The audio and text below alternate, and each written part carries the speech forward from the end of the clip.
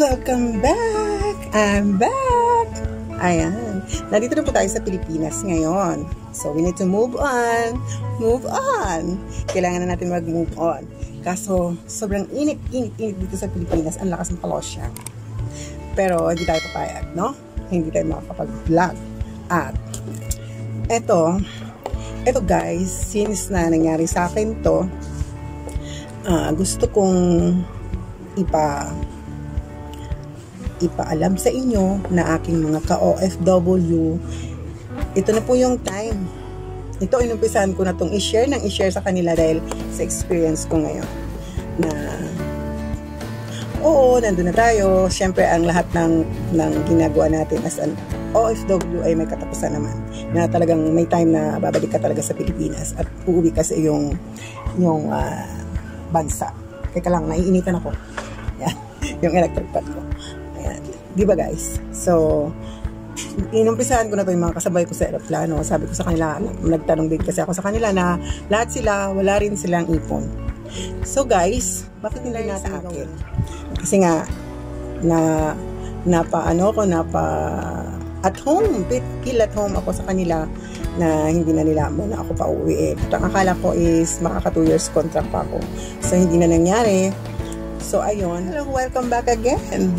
Ayan, tuloy na natin kasi hindi naman pala naririnig yung tugtog kahit malayo. Ganito rito sa Pilipinas, pag may tumahol na aso, may kutwalaak na manok, may nagpatugtog, makakatsa up mo talaga. So, ayan guys, babalik ako ulit dun sa sinasabi ko. Ito ay lesson learned at sa aking experience dyan sa aking pinagtrabahuhan before. So, naging feel at home ako sa kanila. Akala ko pa ay, sabi kasi nila hanggang sa pagtanda ko, nandun daw ako. Pero, siyempre, may mga nagbago, may mga changes, meron din tayong, hindi naman tayo perfecto. Minsan, may nakagagawa din tayo ng mali. Siguro yun yung naging reason nila. Tapos, naging reason na lang nila yung pagkakaroon mo ng sakit. Na yun doon sa kidney stone na hindi ka na daw pwede, kesyo ganun. So, it's okay. Yun nga guys. So, bigla ka na lang nilang pinaalis. Tapos ay syempre, akala mo ganun. Tapos yung bagahe mo hindi pa rin napadala. So, buti naman, maraming salamat at pinadala nila. Tapos, syempre wala kang ipon. So, yung dala mo lang is yung 1 month salary mo.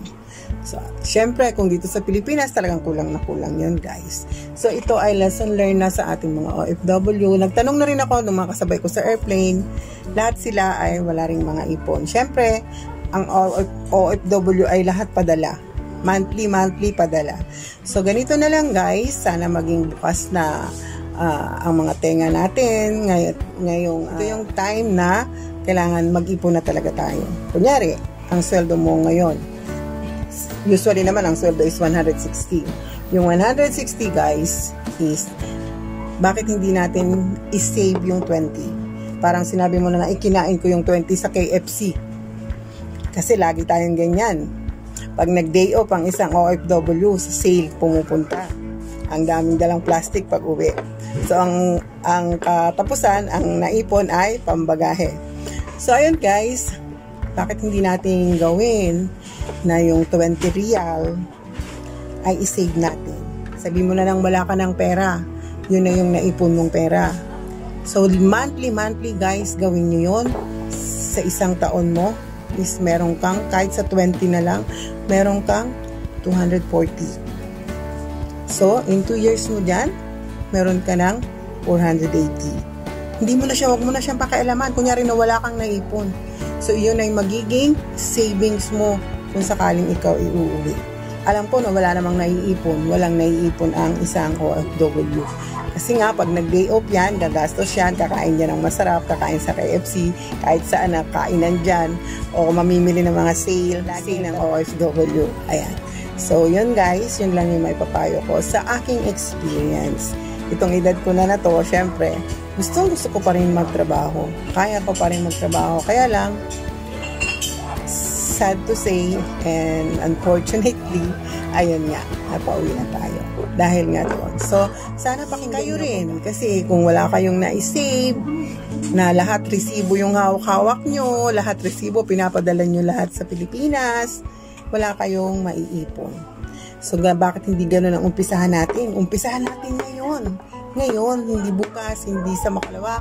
Ngayon, itong sweldo nyong ito, mag-save kayo ng 20 real. O kahit saan man kayong bansa, basta mag-save kayo ng 20. So sa 2020 nyo, kung $20 or kung 20 reals or 20 dirhams o any currency, basta mag-save kayo. Sana mapanood nyo to. Sa nangyari, bukas na bukas ang aking pagpapaalala sa inyo. Kasi nangyari sa akin na halos wala. Pag uwi ko talagang wala. As in, one month salary lang ang dala-dala ko, guys. So, yung binigay naman nila is, hinulog ko yun sa bangko kasi may pinangako sila na compensation daw. Parang tulong na nila sa akin, suporta. So, yun ay kasi may hulugan pa akong bahay at lupa. So, yun ay sinave ko doon. So, ang dinala ko lang talaga is 1 month salary. Nako, isang araw mo lang nauubusin dito sa Pilipinas, lalo na sa sitwasyon ko. Siyempre, ang mga anak mo, wala talagang pagkikaryan sa mga gamit. So, kung gusto mong maging matino ang sarili mong dito sa bahay, ay kailangan bumili ka ng mga gamit. So, pinigil ko pa rin yung sarili ko. Yung konti pa lang din ng nano, pero kailangan mong may mabili talaga. Yun lang talaga ang dala ko, 1 month salary. So, guys, kung siguro nakaipon ako, sana may pera akong hawak ngayon. So, yun na lang. Sana pakinggan niyo yung aking advice sa inyo. Yun ay advice na kaibigan, kapuso, kapatid, kapamilya, ka-OFW, guys. Ayan. Sana wag mangyari sa inyo yung ganito na halos walang-wala kayo talagang. Yun. Siguro naman ay mahal natin ang ating mga pamilya, pero mahalin din natin yung ating sarili. Kailangan meron din tayong maisubi na kahit konti-konti. Ayun nga, 20 real is the minimum.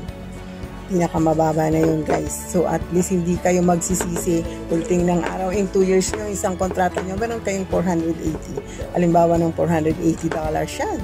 O, diba, ang laki? O, 480 reals. Malaki na ang pera yon. So, kung sakaling wala kayong perang dala-dala dahil na ipibigay nyo na lahat sa Pilipinas, yun, meron kayong dudukutin para sa sarili nyo. At hanggang sa pagtanda ninyo, dala-dala nyo yun. So, maging lesson learned yun sa inyo na hindi maging katulad ko. Ayan, guys. Free akong nagsishare sa inyo. Open akong nagsishare sa inyo. And this is the update from Luz Vlogs. Ayan, guys. So, sana ay makinig kayo, mapanood nyo ito. At itong isinishare ko sa inyo ay pawang totoo. Ayan. Kung magsisave ka, in 2 years time, meron kang $480. Kung naka 4 years ka, na natiis mo yon, meron kang 880 real or $880. Kung maka 1,000 ka, napakalaki na ng pera mo. So, hindi ka nahihirapang umuwi at mag-stay at mag-for good sa Pilipinas. Ayan, guys, yan lang ang masishare ko sa inyo. Maraming salamat. At kung naibigan nyo ang ating i-share for today and for today's video, ipakihit na lang ang notification bell at press all para updated kayo sa lahat ng video na upload ko. And this is Luz Vlogs saying bye-bye. God bless. See you on my next vlog.